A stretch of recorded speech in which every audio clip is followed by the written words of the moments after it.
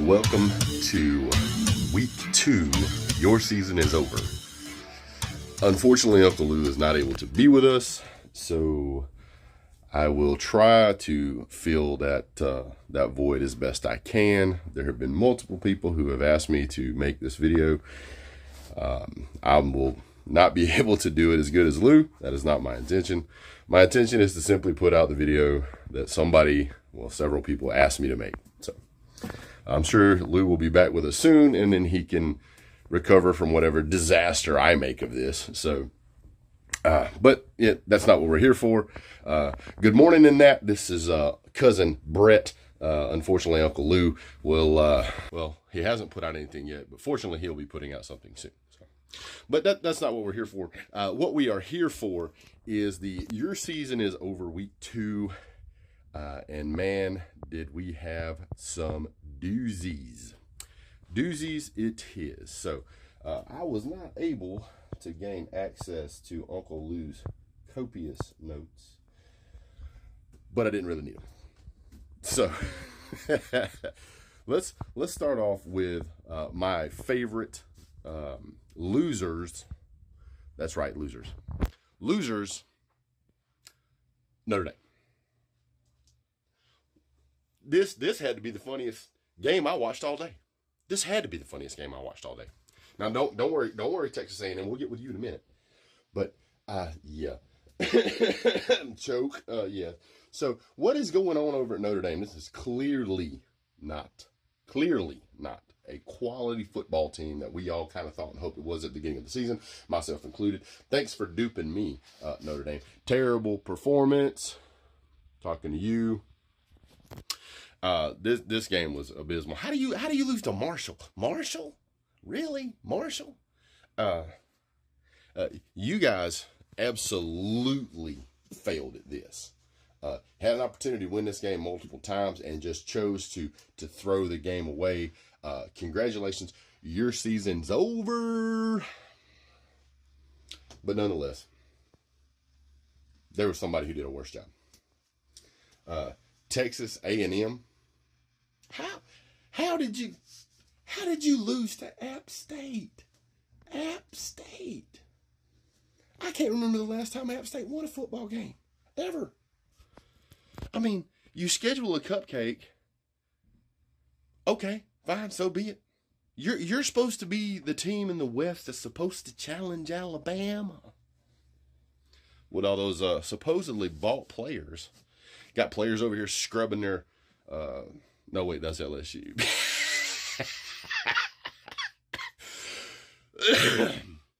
You got players over here scrubbing their social media, but we'll talk about that later.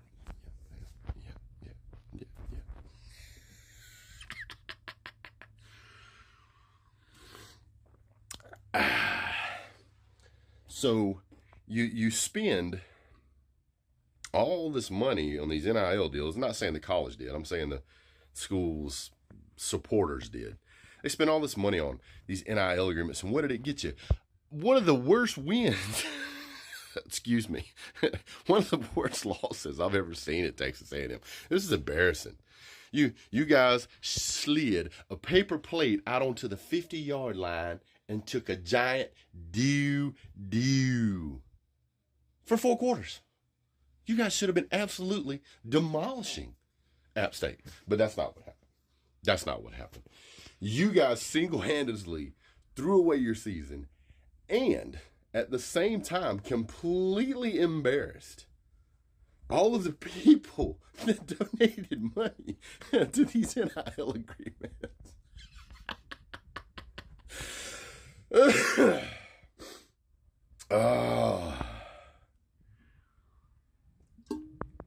You couldn't have planned it better if you were trying to sabotage. If you were trying to sabotage your team. So hats off. Way to go. Bunch of losers over there, apparently. Now, we all watched the Baylor game. Baylor's supposed to be, whatever. Got a field goal kicker and missed like 10 field goals. And I'll let you pick which team I'm talking about. Absolutely a disaster performance. How in the world was it, like 8 overtimes or something? I just that just an embarrassment, really. Baylor supposed to be one of the best teams out there. Can't run the ball, can't throw the ball, can't kick the ball. Do y'all even have a football team? I don't know. It doesn't look like it to me. So congratulations, your season's over in that. Then, hey, Florida.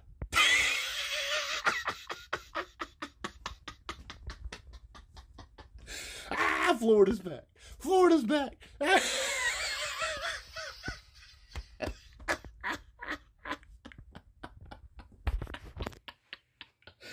We're beating Georgia. You guys will be lucky to make a bowl game. What was this performance? Kentucky come out there and just punched you guys in the mouth for 4 straight quarters, and there wasn't a thing you could do about it. Anthony Richardson looked like he'd never seen a football before. Footwork looked like his shoelaces were tied together.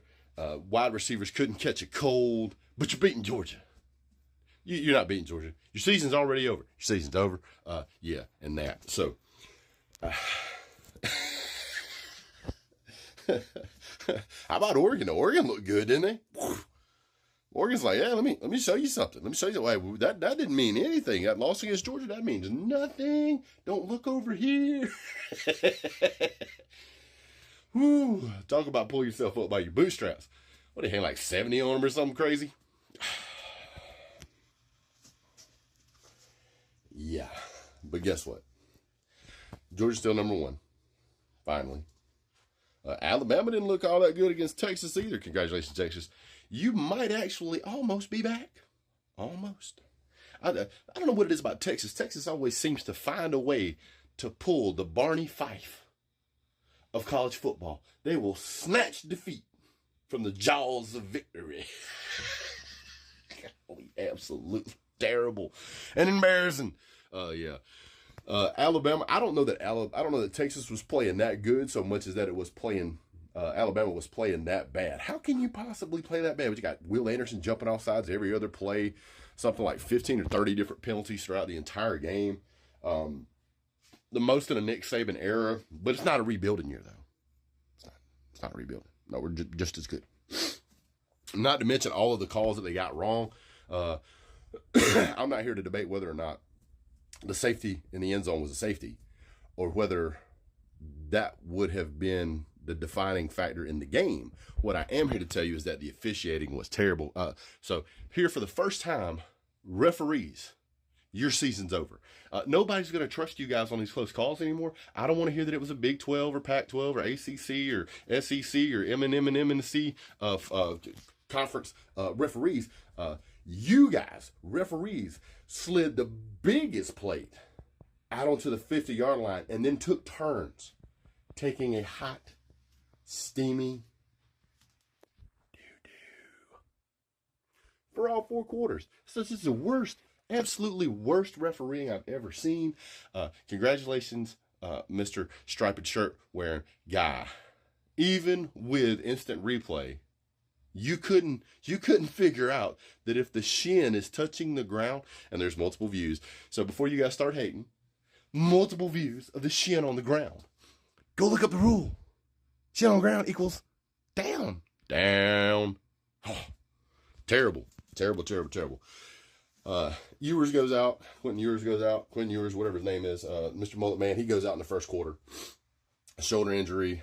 Some called it roughing the passer. I didn't think it was roughing the passer. I think that Ewers was off the ground and got tattooed. And that happens in football. Card came in, looked lost, looked like a lost child in the mall, lost his mom, couldn't find his mom, didn't know what to do. Ran around, trying to figure out what to do, handed off the balls, getting stuffed.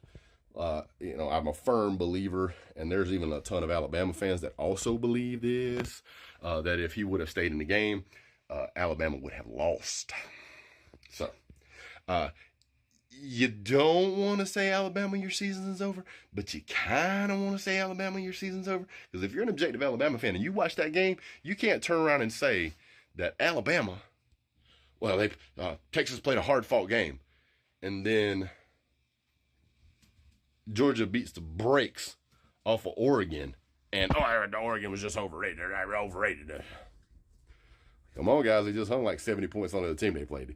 Can't be that badly overrated. Maybe Georgia's just that good. I don't know. But yeah. So have a good morning. And that your season's over.